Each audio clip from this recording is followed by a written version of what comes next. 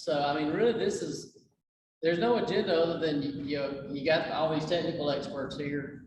And I gotta believe you got some questions. So we're just gonna open it up, and whoever wants to kick it off, please offer up the first question, and, the hands are flying up already. I got a question for Steve. Yeah, I was wondering, out of the 132,000 acres of free trees and roll acres, what's the ratio between the WRP and the CRP?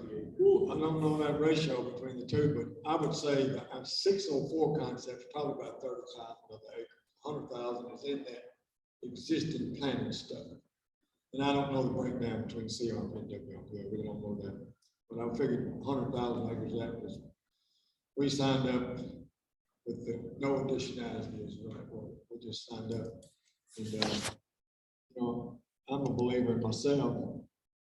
If I bought a piece of land 50 years ago, an oil company comes along, wants to buy my oil that I didn't know was there. I'll be able to sell that oil in these carbon credits to me. And I know I have some landowners, and I'm not gonna get into the Bloomberg article. We got bashed a little bit on this now. We didn't have anything to do with those existing tree plants. But those trees are accruing carbon credits. Why can't the landowner make money out of it? So I just have a hard time with that. But I'm gonna go back 3 years right now. We went back about 18 years.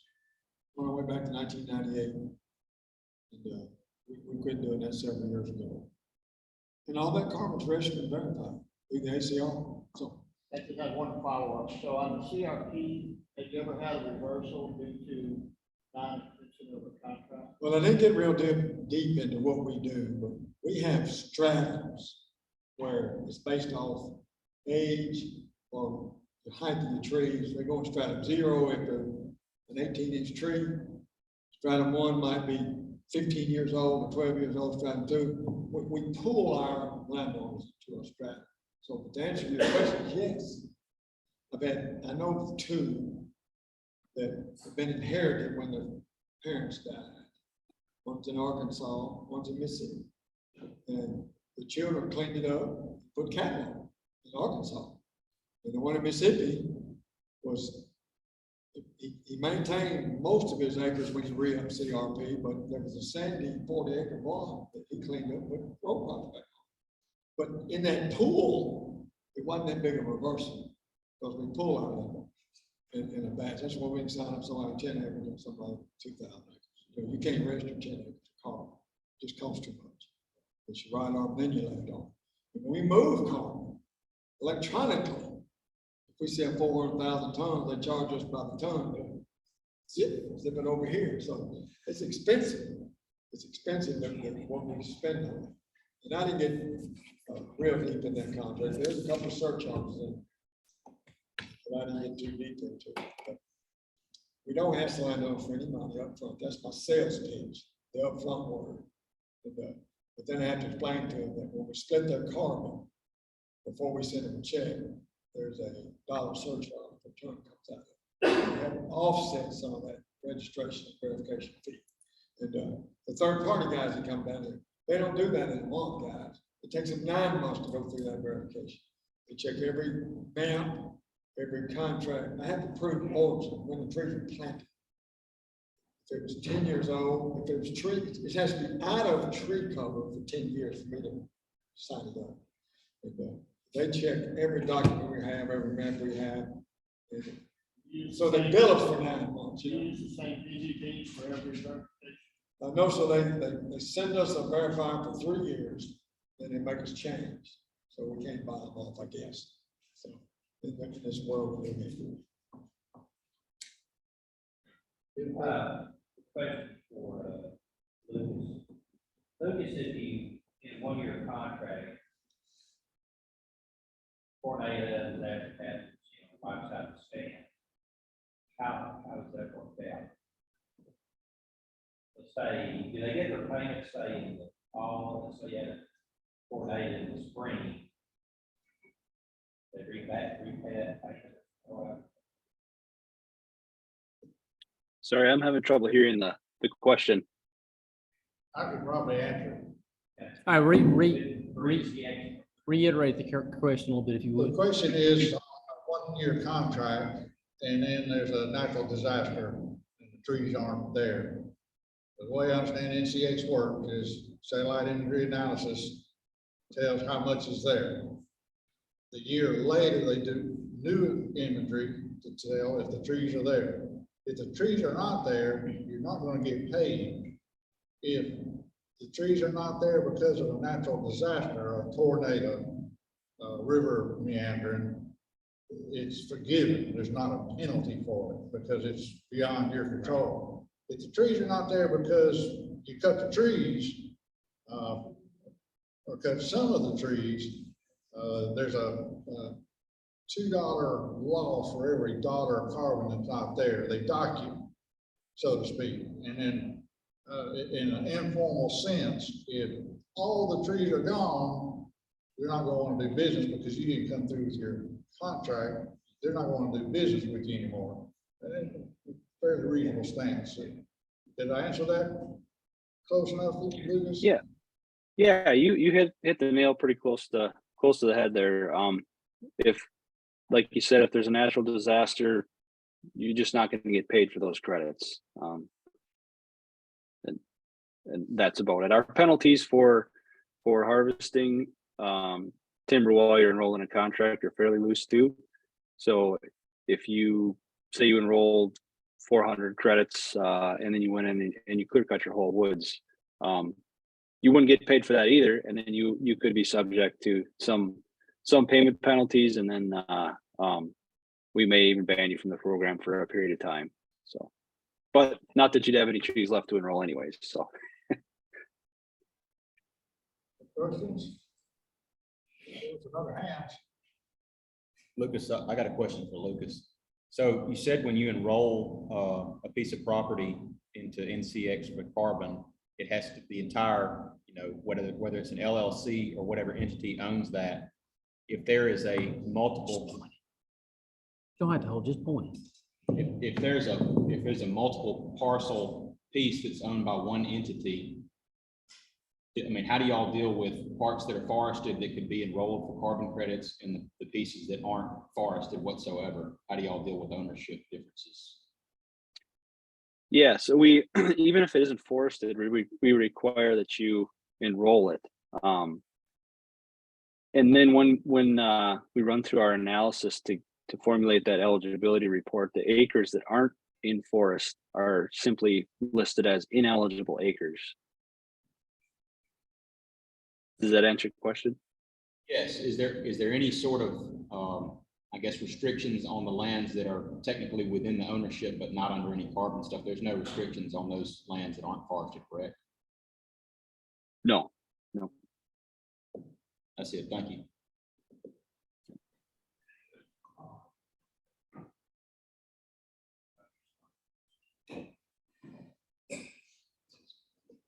So Lucas, if you're requiring the landowner to enroll the entire ownership, and some's not eligible, but you've still got it in a contract, so to say, and all of a sudden, the federal government or one of these other companies comes along and is offering carbon credits on ag land, is that person tied up in a contract with you, or can their other land, is it eligible for carbon credits through another company that's paying for ag or pasture or something like that? Yeah, so I guess the way that we sign contracts isn't by the acre, it's by the ton. So as long as you deliver on your committed harvest deferral by the ton of wood, you're meeting the contract. So if you enrolled ag land or some other land use in a different program that wasn't dealing with forest products or carbon sequestered in trees, that would theoretically be just fine and have no conflict with our program.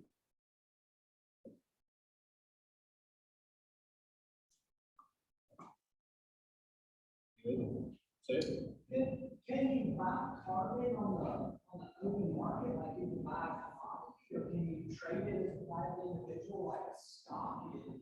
Chevron or Walmart, the public involved in this, like, big thing, it seems kind of nebulous from a public perspective. I'm a conservation, of course, but all that makes sense. I just wonder, could my wife log onto an E-Trade account, buy carbon, or like we would Chevron stock, or we buy like a commodity like soybeans? Is it available? Open market, nobody on the stock exchange? Not to my knowledge, Steve. In our particular case, you know, we have spot markets. Since we're in the volunteer market, the leadership up there in Virginia negotiates that price. It's based on the amount of tons you buy. If you want to buy 5,000 tons, it's gonna cost you more money. If you want to buy 500,000, they can negotiate that price down. I don't think you can go, your wife can go in there and buy 10 tons of carbon. We're just not there. I mean, all of our stuff is marketed to the end user. So it's not, for us. I mean, there are other people who buy credits and can sell them to somebody else, but United States market is to market directly. There are mutual funds and investment funds that are dealing in the carbon market and the futures, just like, you know, in beans. You're really not buying the beans, you're buying the value of the people that are trading daily. So there are day traders and mutual funds to be more, instead of buying your own metric ton of carbon dioxide, you deal with those companies and deal on a large scale. So is there an entity that's selling Seth's wife enough carbon to offset her flight to London? Is there an entity like yourselves that's handling that? Yeah, your wife could call green trees in Virginia and say, I want to buy 1 ton carbon. Yes. And then she would negotiate with Chandler in Virginia, and she wouldn't like the price of the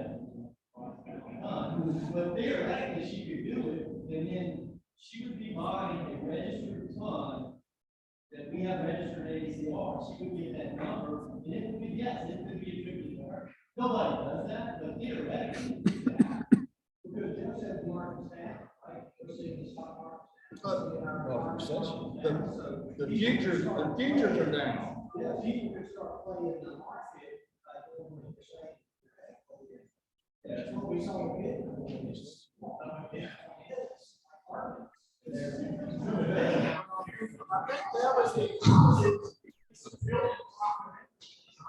I'm still with Bitcoin where I was on carbon in 2008. We're losing the meeting. So get back and focus on the question. A direct question.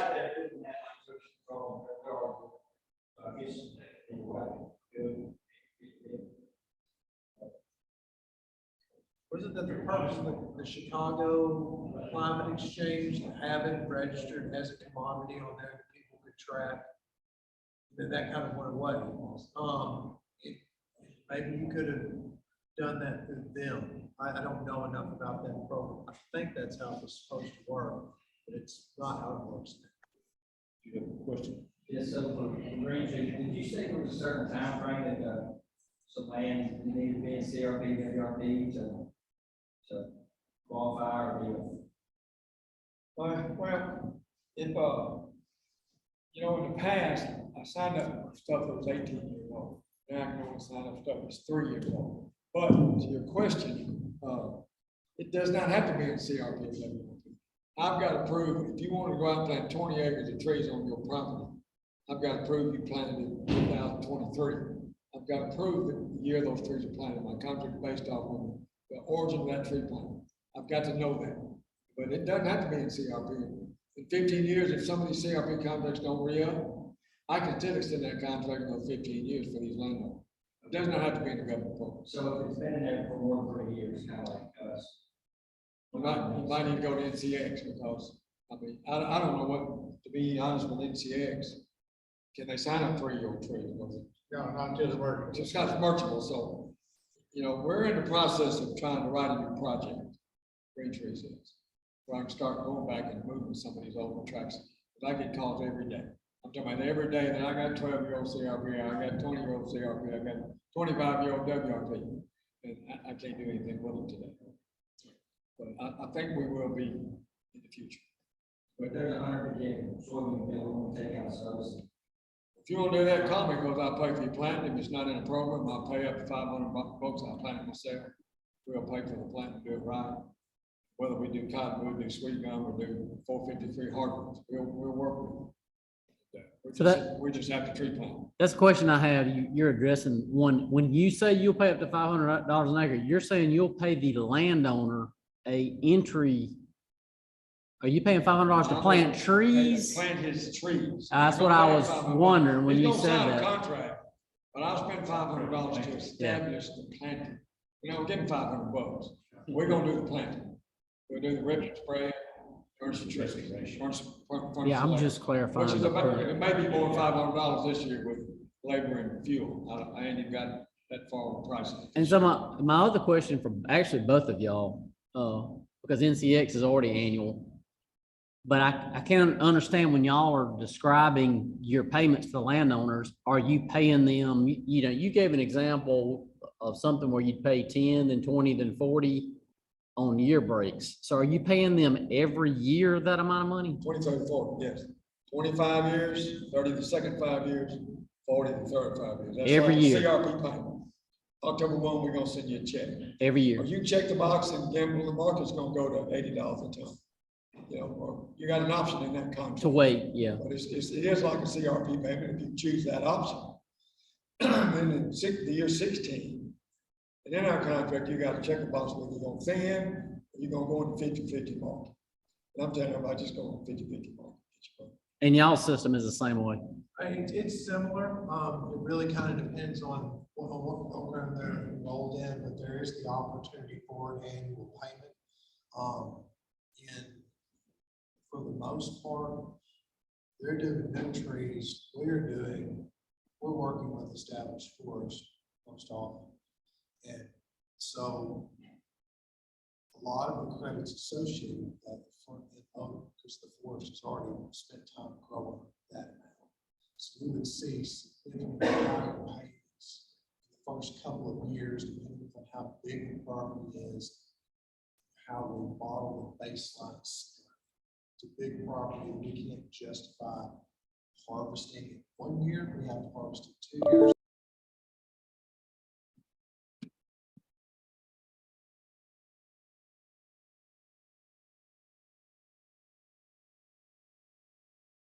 Because I hope nobody's a mail service here, because our mail service sucks. And so we're gonna go electronic, and try to send these out electronic, and we're trying to get all that information gathered up for these landowners. That's all the wax too, but we had 80 landowners last year, didn't ever cash a check. And, so we're gonna try to change that to electronic distribution. So that cost of 20, 30, 40. No, 20, 30, 40 is going, that check's going out October 1. An average of 30 for 15 years, but 20 the first 5 years, you sign that contract, it's an annual payment, guaranteed, whether we sign the carbon or not. We gotta eat too. Question. Question for Nancy or green trees. So if a former agricultural land is broken up, undesirable species, let's say like 10,000 acre acres of wild culture flat. It's already several years. Is that something that department credit business would not touch because it's a non-timber harvest type species? Well, as Jim, I believe there is a marketable value for something like white wool. It may not be as high as, I mean, as long as that species has a marketable value, some marketable value, we can certainly get a value. In my case, I would love to look at it and evaluate it. The concept of NCR, my contract cannot have trees on it the last 10 years. So if I look at that imagery, you can go back 10 years, look at, imagery. If it looks like it's not a real good stop stand, I might clean the plant. It's not called. So I'd have to evaluate that sign. As look at the imagery. Hey, guys, one conversation, please. Just see if I can pull that off, if you know what I mean. But I'd love to be able to clean that plant. So, you know, we've got a lot of failed stands out there, both from CRP and WRP, and, but I can't do anything once with the old one, unless I can call it a new plant. If I can't call that a new plant, I have to do it. So that's gonna be a site to site that we're going to evaluate.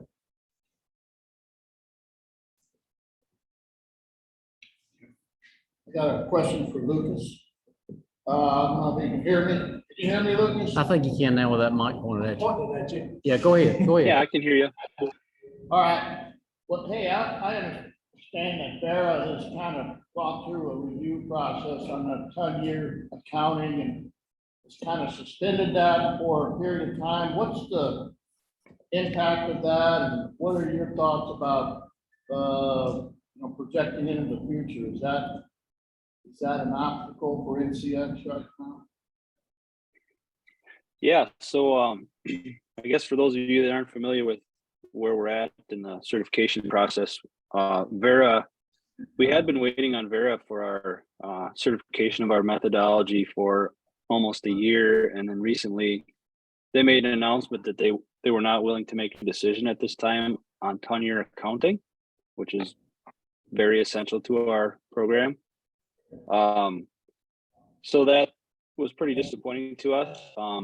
Our methodology is still with them, still under review, but the time frame on it is taking far longer than what we would like to see. So at the moment, we're working with our sustainability team and a number of other folks to come up with other methods of certification.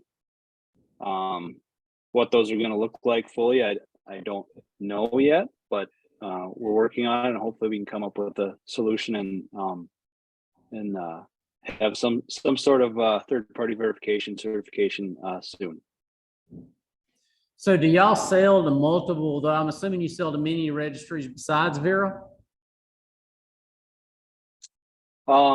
Yeah, we're a marketplace open to any corporate buyer. So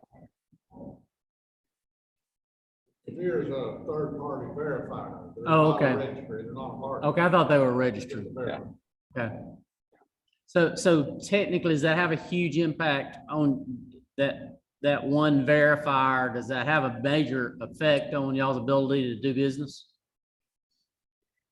I mean, it certainly does affect our demand, because there are buyers out there that absolutely have to have some type of certification and have historically gone with Vera for that stamp of approval. But we are still actively selling credits.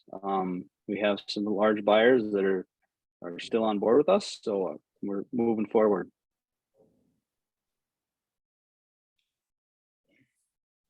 Yes, sir, I got a question probably for all three of them. With our programs, like the stewardship program, we have situations where the landowner is creating stacks, good practices. We'll say we go up to six stacks per acre. We take out. This is kind of the question. One, would that affect their carbon if they were going to enroll in a carbon program, which currently enrolled in legal programs? How would that affect? So you wanted to create stacks? Right. While that'd be downloading material, once it starts back. In ACR's IFM methodology, deadwood is an option. For us, some of our conversations we had, of course, at this point in time, tree falls on the ground in the south, it generally rots pretty fast. And so we have elected not to quantify or try to claim carbon credits on standing or wild.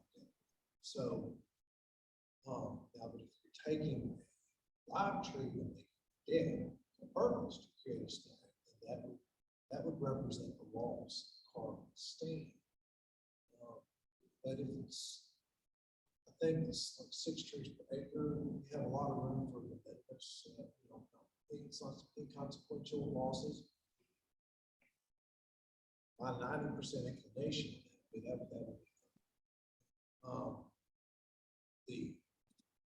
not doing that as a commercial timber harvest. It's for a timber or wildlife habitat improvement, 6 trees per acre. That much. That's I'm not gonna ask that question. Notify y'all, say, hey, I'm going to sign one of the RCS programs. This is what we're going to do, how this is going to track. Another practice is, property management, report management. So we may have one property for master business, kill 3 trees around it. They enter canopy trees, or code on. 3 up, so we may be taking out 9, 10, 12 trees per acre. You know, at that point in time, I think it's kind of hard for our program, it'd be hard to answer that right now. And if you're combining that, with also killing 6 other trees within an acre, then we're maybe talking 15 or 20, and that could end up maybe affecting, I mean, we'd have to take a closer look at it and see exactly what type of ramifications, weight-wise, biomass-wise, that might. Yeah, the larger trees will affect. There's a significantly different amount of carbon, like 6-inch red oak and 30-inch red oak. Okay, so there's like, I just want to piggyback that, it might be a stupid question, but I'll ask it. What about masons? Do they undergo any treatment masons? With the Chinese tallow or something, maybe it goes dominant, some of these in this portion.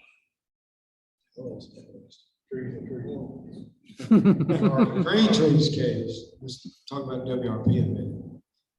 The easement in WRP trumps my little contract. So whatever Kevin Dams and NRC government allows you to do, we have nothing to do with it. CRP, nationally in most states, Mississippi Forest Commission in Mississippi, and I think in Arkansas and Louisiana, those forests kind of trump that bid management practice you have to do in CRP now. Is that still viable?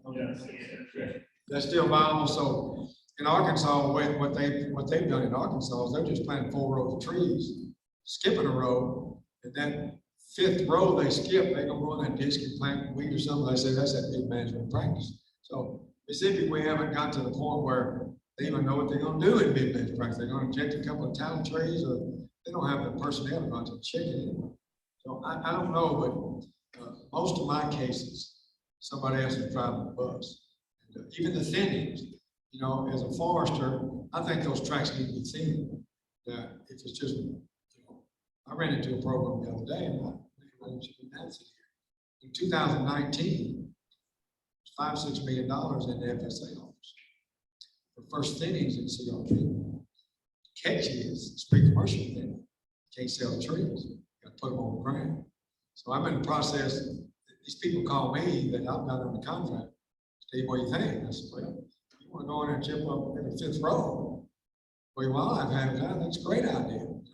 I may get fired for saying that. And, but you know, from the wildlife standpoint, these stands need a little love. And that pre-commercial, the fact, the cliche is you gotta put it on the ground, keep moving. That pot of money's out there. Everybody's touched it. I've got a couple of landowners that know about it now, so there'll be some skid steers going down the roads pretty quick. With that state land from, we can get clarified, what I understand as far as that question on the basic species, as part of the improved land, that we recommend. That's what I would think. And it can all be planned up front, wildlife cuts and all of that. It should be, there's difference between wildlife cuts, food plot versus commercial parks. And in addition to that, I think probably the easiest way around that is when we go out and do our timber inventory, we just put count it out, you know, so then you can go in and do whatever you want. Is there any hardship with that associated with that? I don't think so. Yeah, it's too lightweight. It's just a disaster. Yeah. But how do y'all avoid that now? Because it's got to be stands that are loaded with tallow when you go out and do your inventories and stuff you already have under contract. Do y'all account for that now in any way? Not in Arkansas. I found some close to the Louisiana border, but I've not found any tallow north of the southern tier counties in Arkansas. I think they got just a little bit in Louisiana. Yeah, we'll take your tallow and go to that. Bring it back. I got one more question. Can you get the mic? Yeah. Yeah, I got one other question. I did want to recommend though that y'all give Seth your business cards before you leave because his wife wants to buy some carbon credits.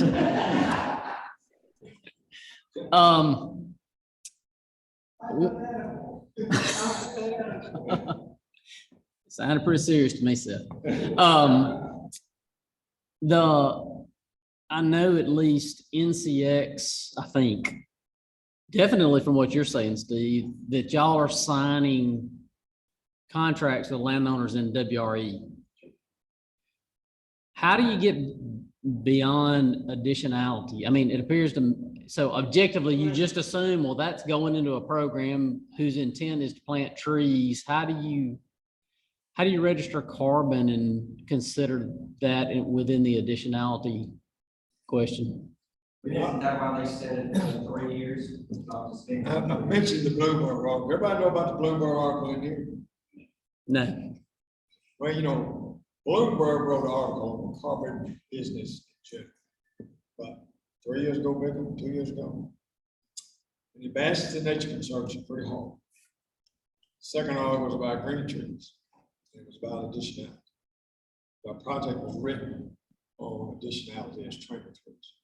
So, but every acre of that carbon we signed up over that 7-8 year period was registered with the ACR. So I'm having a hard time with that I can go back, trees that were planted in 2019, but I had no additionality. But I can sign it up into a contract. I can't do it if it's 2018. Well, I don't understand that. So, I mean, I understand if there's no additionality, that I can't go sign a 302. Just tell me that. But what I try to do is get in front of these landowners now and preach my forestry thoughts on growing a better quality hardwood forest. WRP is not interested in that, CRP is not, and that's okay. But if I can get in front of these landowners, because I believe strongly that Mother Nature don't want that oak out there in the sunshine. She wants pioneer species first, and the oaks come, you got that stand, and it grows a much better quality hardwood. I believe that's strong. I'm not even talking about color, just being a forest. And I've gone back and looked at the Mississippi State sweet gum cherry bark study. Everybody else see that. It's planted in sweet gum row, sweet gum cherry bark, sweet gum cherry bark. So 66% sweet gum and 33% cherry bark. 15, 12, 14 years, sweet gum is a dominant species. Y'all see it today. They're in the co-dominant, and there's not a limb on those cherry bark. They're beautiful. But that's just my thoughts on the training trees. That's just the forestry. So you're only gonna sign a CRP or WRP landowner if y'all add trees to their stand? Well, I could go back 3 years now. Okay. That's what I don't understand. I don't have additionality on trees that were planted in 2020, but I can sign it to a carbon agreement. It's the rules I'm playing with today. Don't quite understand it, but I mean, 5 years ago, I went back 18 years and signed. Didn't have no addition. That's what the Bloomberg article pointed out.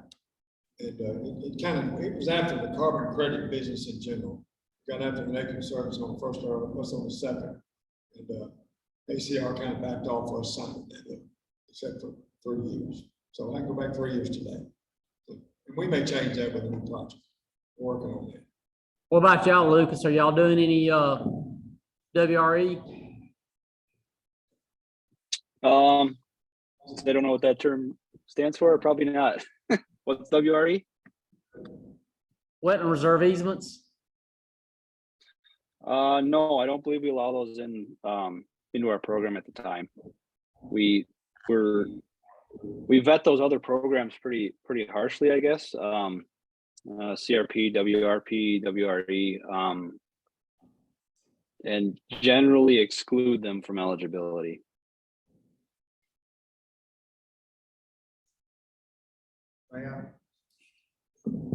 Lucas, you may not be aware, but I did appeal with NCX on a WRE tract in that, in the USDA experts, correct me if I'm wrong, is a landowner required to cut trees on a WRE? No. Can a landowner choose to cut some of the trees on a WRE? In our case, they can't choose, they can request or. So they can request, and if they get a compatible use authorization because it meets the terms of the easement, they can have some of the trees cut. So that makes it where set forest could have a thinning, not gonna be clear cut, that's limited. But partial cuts could be done in that sense if the landowner chooses not to then do so. There's carbon additionality there because they chose not to remove those trees. So, Yeah, if I was gonna say, if within those easement programs, you can prove that you are able to and still willing to harvest, then we certainly would consider those within our program. the rate of carbon in those instances is going to be less than a unencumbered tract of land. But just being under the easement does not prohibit trees from being cut. Thus, it can be eligible, but at a reduced rate.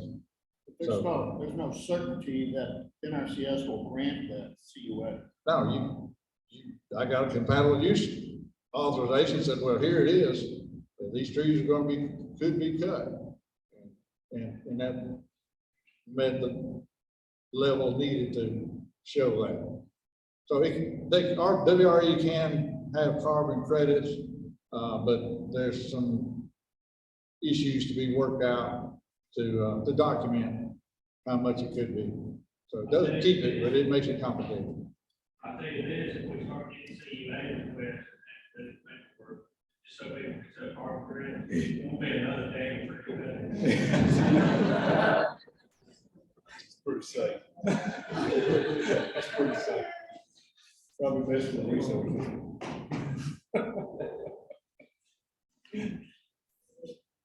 So does anybody know if there's an estimate, maybe a goal of how much carbon has to be sequestered to might affect climate change? Is there anything out there that shows the correlation? But, when we do ones, I think it's more than that to do. Lucas, the question was, is there a goal for how much carbon that would need to be sequestered globally to actually affect climate change? I think the consensus on the board would be a whole lot. And on here. It's just, I think. Could you, sorry, could you repeat that one more time? Yeah, they said, is there a estimate for how much carbon would have to be sequestered globally to actually have an effect on climate change? And, are we anywhere close to, like, what would it take to get there? Yeah, a whole lot. I don't know those terms offhand.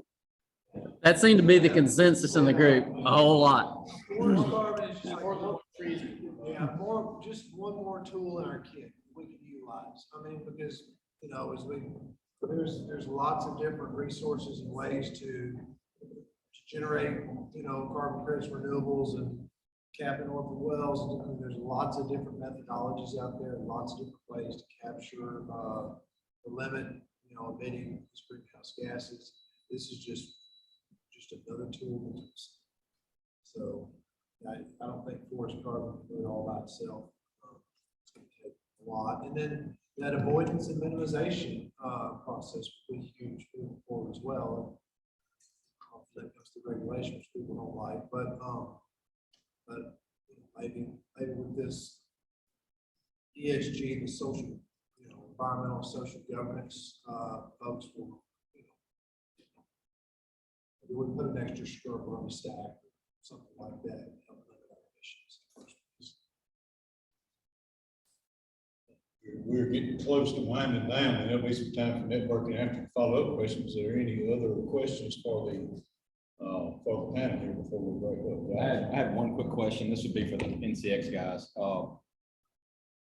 If you have a tract of land that doesn't have any easements on it, it's a 50 acre, or let's just say 100 acre bottomland hardwood stand, no easements on it, are you able to enroll that into the annual NCX program for carbon? Or I might have missed that before, but I know that, so you can't. Okay. I did. Yeah. Yeah, we don't have any, any minimum size, for a tract, so that would certainly be eligible. Are the rates higher if you have larger trees there, more carbon that is being sequestered? Maybe not, I guess it's standing carbon, so your rate would be higher on a more mature stand than it would on an early plantation. Is that correct? Yeah, I think yep. all the carbon programs, bigger trees, taller trees, more productive soils versus upland, low productivity soils, more wood, more carbon. Thank you. Lucas, I don't know if this is a fair question, but is there an average you could tell us right now that y'all are paying just in the current cycle to landowners, just so we get a feel for what on a 12-month contract landowners are getting on average? Yeah, we generally tell people between $5 and $15 an acre, because there's so many factors at play there. Obviously, like we just said, a older, more mature stand with higher density is going to be a higher value. But that's our range. We're probably right in the middle of that at this time. Okay, thanks.